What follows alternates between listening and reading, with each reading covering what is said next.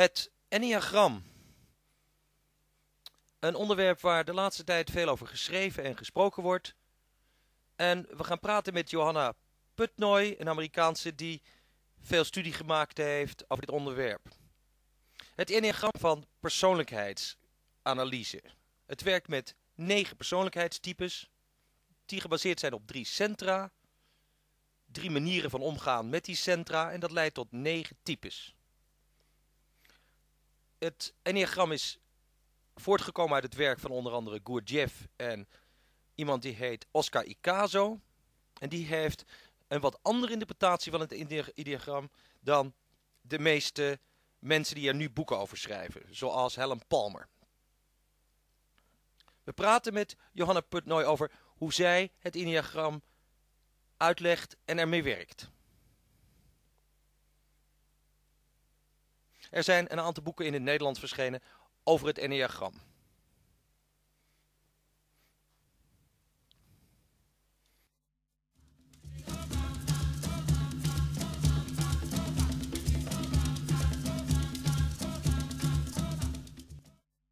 What is the enneagram? It identifies 9 personality types by their habits of attention.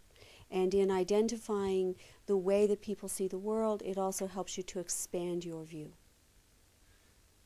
If I know what kind of enneagram type I am, does that help me? Only if you're willing to work with the information that you're getting. The Enneagram identifies a particular way that we look at the world and that we're stuck in. And there's really nothing wrong with the way that you look at the world. The problem is that you think that I'm looking at the world from the same vantage point that you're looking at the world. So it's helpful to identify what it is that you see so that you can understand yourself. And then you understand that there are these other 8 perspectives that don't see the world from the same frame. In that way, I think it furthers communication. It furthers me being able to understand how it is that I organize my own view of the world. Now, normally I noticed that there are 2 ways to look at the world. One is called female and the other way is male. Yes. They seem to be different, but what you're saying is that the enneagram gives you even more differentiation between points of view of people. Yes, and I'd go so far as to say that I think that the Enneagram system is not so gender-based, that you would find that type 9, whether that person is a male or a female, would be more similar than if you met a type 8 man or a type, the type is not necessarily gender-based. It really is similar for men and women in each of the types. I don't know if I made that clear, but... Again, what is the enneagram? Okay. The Enneagram is a system that identifies... Again, this is not to do it again, but we can start a new little sequence, but again by you explaining the enneagram from another point of view. So later in the edit, we get it. So I'm not trying to make you repeat do it again. Just try another way. Try another way. Okay. Yeah? The Enneagram is a way to bust your own perspective. It's a humbling experience, at least it was for me, because I really thought I was an aware person and that I was seeing the world the way that the world functioned. And then, excuse me, when I started studying the Enneagram, I was humbled to find out that, in fact, my view was quite limited. That was interesting to me, and I've been studying it ever since, and also noticing how your view is limited. Not that I want to criticize you about it, but I'd really like to give you a few more lenses to look at the world out of. So will you...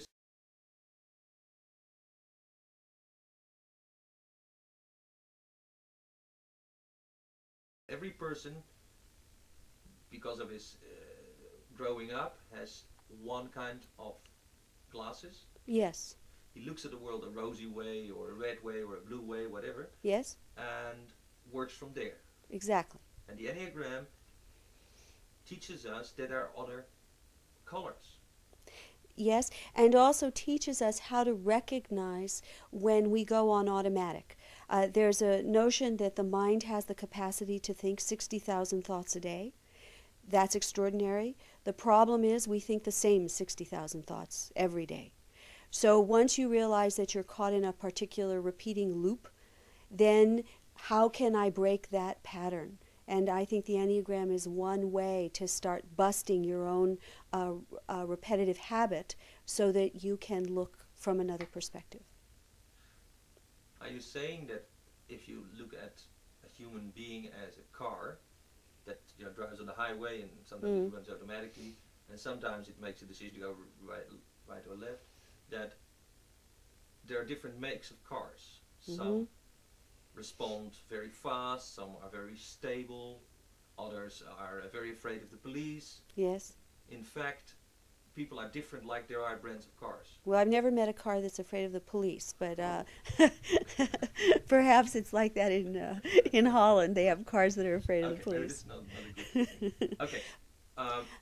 What is the basis of the Enneagram? Well, the basis is very ancient. In the last 30 years, it's been getting a psychological basis that is keyed into looking at different behavior component to it, and that in fact people come into the world more high-strung one from the other. The goal is, I think, to become self-aware, and the Enneagram is a map that shows us how to observe our own behavior from a more neutral position. If I observe my behavior from a critical place, like my mother observed my behavior, I don't enjoy myself very much. If I can learn to see with a less biased, opinionated,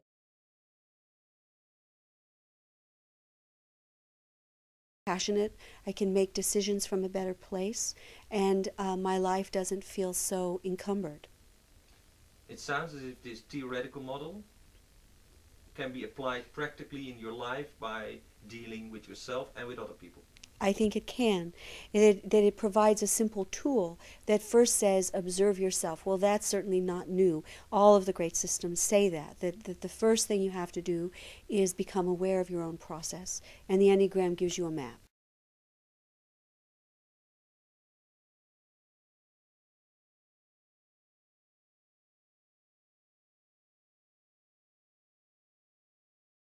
Implies that to be human is to suffer, that there's something about life that damages us or that skewers our view in a particular way. And we mimic a kind of evolvement. You know, we all don't want to be at the effect of our lower nature, so to speak, or all of us do things that we don't like about ourselves. And the Enneagram not only identifies why it is that you do that,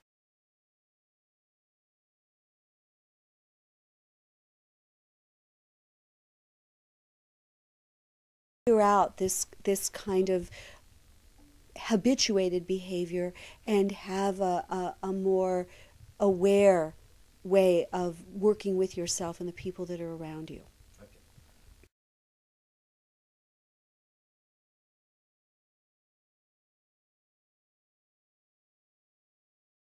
Says that your energy is in one of the three centers: gut, heart,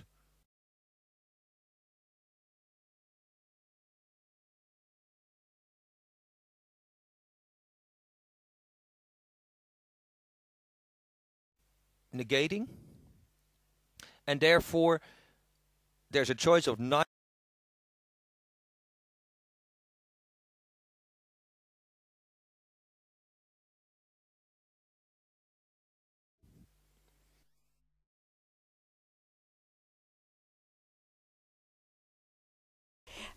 that I think the Enneagram fits in many different populations.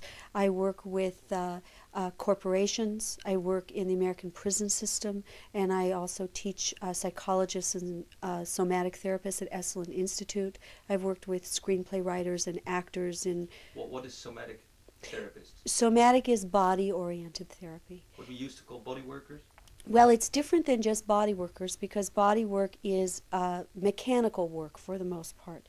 Somatic work takes the mind process, the emotional process, as well as the physical form, and works with the whole person. So if you're a somatic therapist, you'd start with the body. We'd say the mind is slippery, but the body doesn't lie. Are your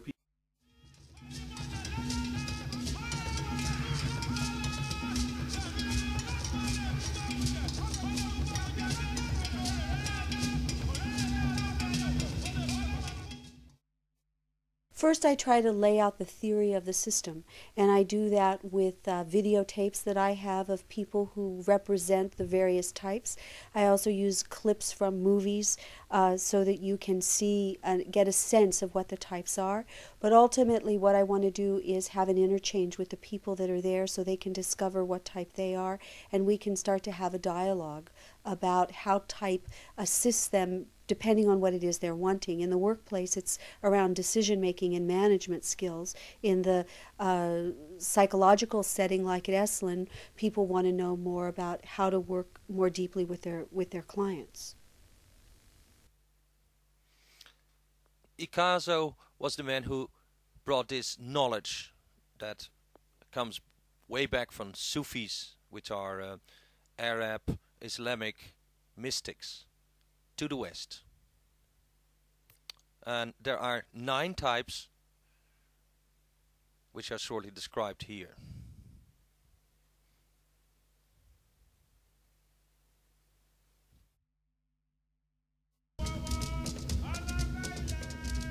Exercises that are quite easy that I can do with a large group, maybe 50 people, and it also works in a small group context. Mostly, the thing that is very touching to me about the Enneagram is that it provides a way for me to understand myself, and then to try to put down my lens and walk over beside you and look at the world out of your eyes. And to me, that act is a very healing act, that I would be willing to do that, to see the world as you see it, rather than try to get you to see the world as I see it. So in fact, we go back to this idea of glasses with different colors. In the course, you try to make people sometimes look through someone else's glasses to the world. Yes, yes. Now you talk about somatic work, about using the body in connection to the Enneagram. How do you proceed on that?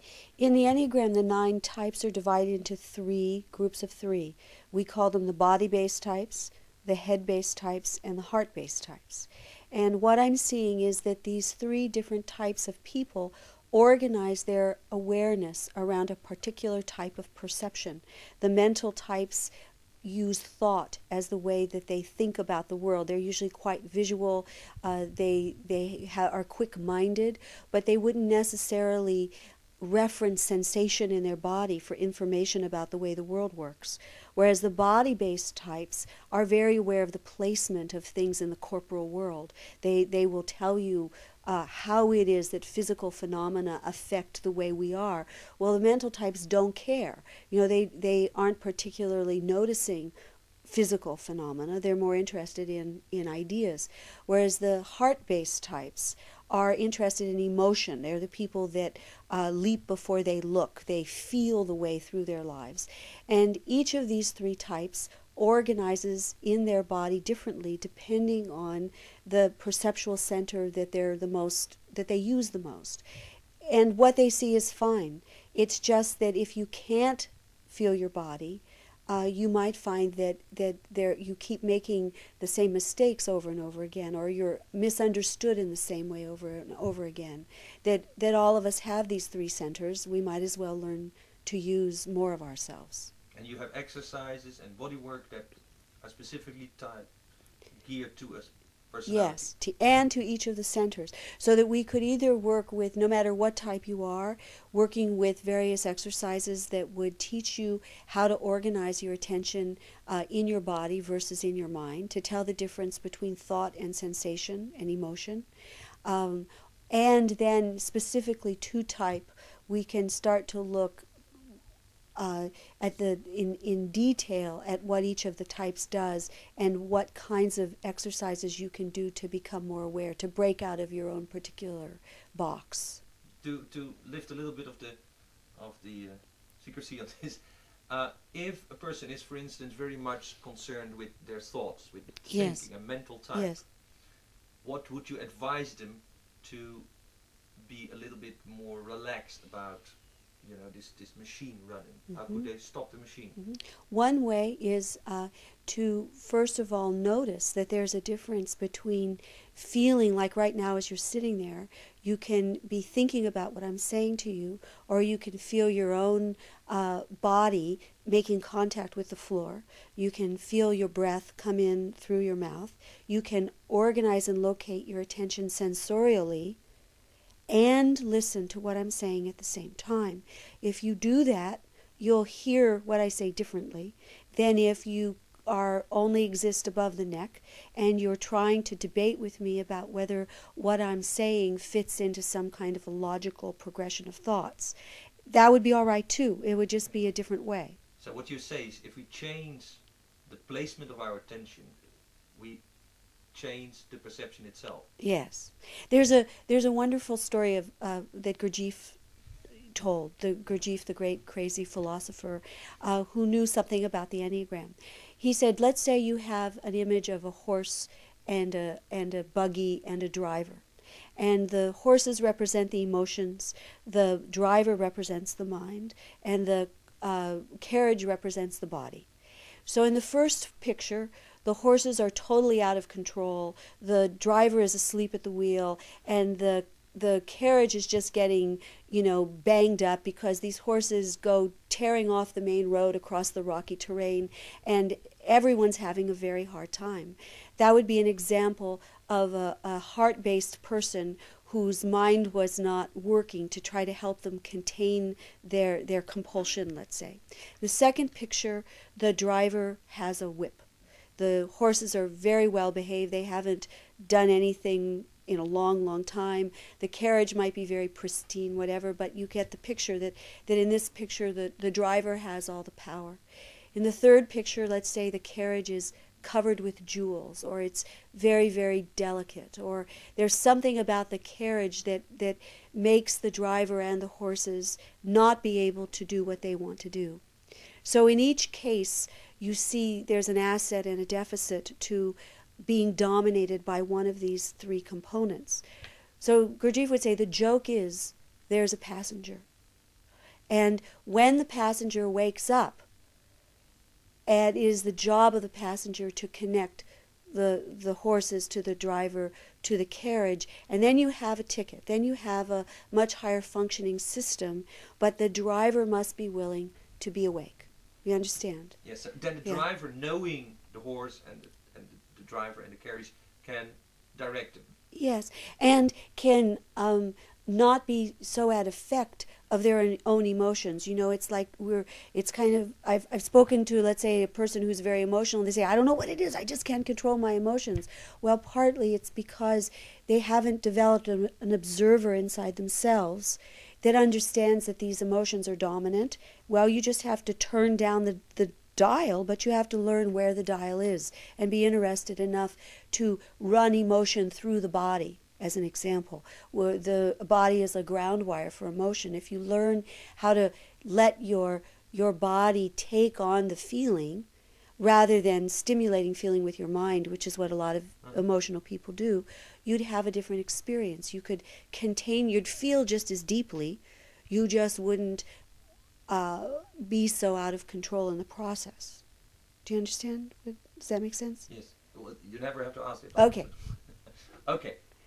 How does this apply to a corporation, a group of people? I don't know. Yes. We know all the situation. There's a group of people out doing something, and they seem to be not coordinated, or they're fighting about who is in charge and stuff like that. How does the understanding of the enneagram helps group work, helps corporations? Yes. Well, we're seeing that of course each of the 9 styles has a different decision-making process, as an example. There are some people who believe that decisions must be made on understanding the kinds of decisions that happened in the past. They have sort of a historic perspective. I can't tell you what happens right now unless you tell me the whole perspective first. There are other people who... I don't register. What I want to hear is, the enneagram can be applied to corporations because, A, corporations tend to have a personality, which is like the grand sum of all the people working there. Yes. So we can analyze it. Secondly, that personality influence the people that have?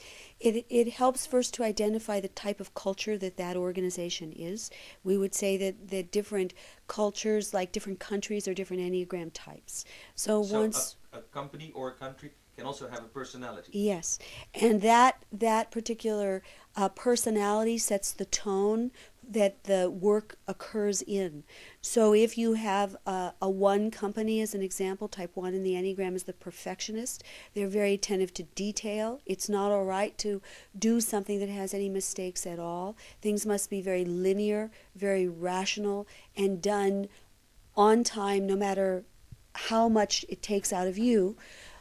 If you were a person who was slower and a little sloppy, you would know that if you were working in a one environment, that you would need to clean up your act, that you would have a very critical boss who would not settle for anything short of perfection. And why? You would understand why they were that way. It sounds that if that happens, that a company has a very distinct personality, it kind of also limits the company, because yes. it would become very much, it would attract the same type of people. Well, yes and no. I mean, one of the things we've been trying to do is each of the types has a high side and a low side. Each of the types is brilliant and wonderful and organizes reality in a way that's very important. And each one is very blindsided and very limited by its own concerns. So the Enneagram is a system that identifies 9 different ways of looking at the world. What is the Enneagram for you? The Enneagram for me has been a way to understand myself better, first of all, and then a way to be able to negotiate and mediate with people that I'm working with, because I'm understanding that they're not like me, in fact, and that the kind of work that I can do with them is more geared from their point of view than from my own. Is it a map to the psyche? Can be. It can be a map to the psyche. It can also be a very functional map that helps you design your workplace better.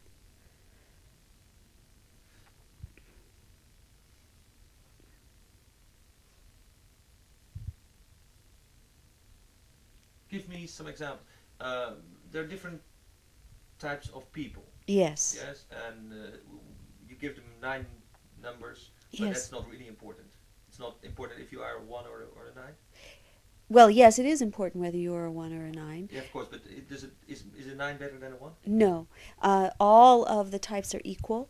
They all exhibit different kinds of what we would say habits of behavior that also, once you're more aware of yourself, you might be able to be more open-hearted, more open-minded, and in fact be the best self that you can be.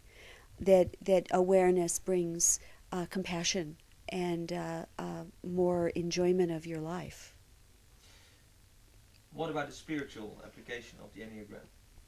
Well, I think that the Enneagram really comes out of a spiritual perspective that says the 9 types are based on the 7 deadly sins of Christianity, and it says that through life we are damaged in some way and live in hell on earth. That as an example, Dante's 9 rungs of hell are similar to the 9 types in the Enneagram system, that we fall into prideful behaviors, gluttonous behaviors, lustful behaviors, and they eat us. That the real person that we would like to be, the person who lives in harmony, that is connected to God, if you will, gets lost in this other kind of behavior. So in the same way that there are the hell realms, there are also the ascendant realms, as is beautifully mapped out in the Divine Comedy.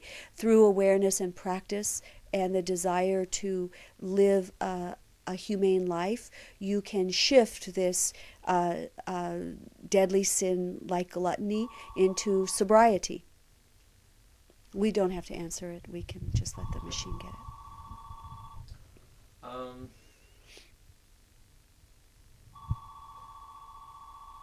Give me some examples of people that are very clear. Some types that I don't know. Citizen Kane. Oh God, I don't know Citizen Kane. You don't I don't know the Citizen movie very well enough. Kane? Do you know Orson Welles? Yes, I think Orson Welles. Well, I'm not sure whether Orson Welles was a 4 or an 8, so he's probably not a good person for us to talk about. Yeah. And the whole movie is an 8. I mean, the Is house it? is I an 8. haven't Oh, watched yeah, it. yeah, yeah, Yeah. You can see the 5 part of it where he becomes like a gatherer. Right. Uh-huh. And he was out. Yes, I would guess that he was an 8 just And by then his with the frame. Seven, Yeah.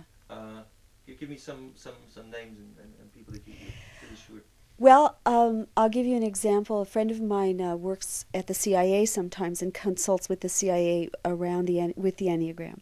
And during the war, the Persian Gulf War, Saddam Hussein is an 8 in the enneagram system, and George Bush, who was president of the United States at that time, is a 6, a phobic 6. And the 6 strategy is that you threaten, and that makes your enemy back off. Had he known he was dealing with an 8, he would have understood that 8s don't buy threats. In fact, threats make them attack more. That the moment you say to someone of the 8 nature, you can't do it, they do it.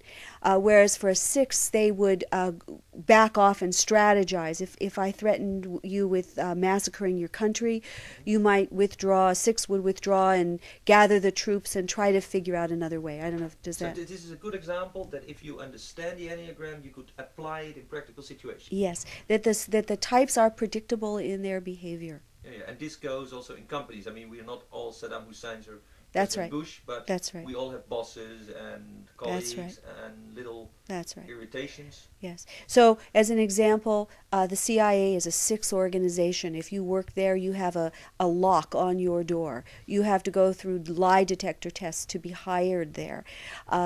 Everyone is suspected all the time, and you have to be able to tolerate that. You have to be able to work in an environment where someone's going to question your authority, your intention, because the 6 type in the Enneagram system, we call them the devil's advocate or the paranoid. They scan the environment for worst case scenarios, and that's how they organize their attention. So they're terrific troubleshooters. If you're worried, it sounds that they do an okay job in being the parent, the father who takes care. Yes. Maybe a little bit paranoid what might happen, yes. But it seems an appropriate stance for an organization that is intended to prevent outside harm. Perfect, yes. And so the high side is that they get the job done, and they don't just buy the surface picture of things. They know how to look deeper in. They always want to know what's happening underneath. There's a story about a type 3 in the Enneagram system, or the overachievers.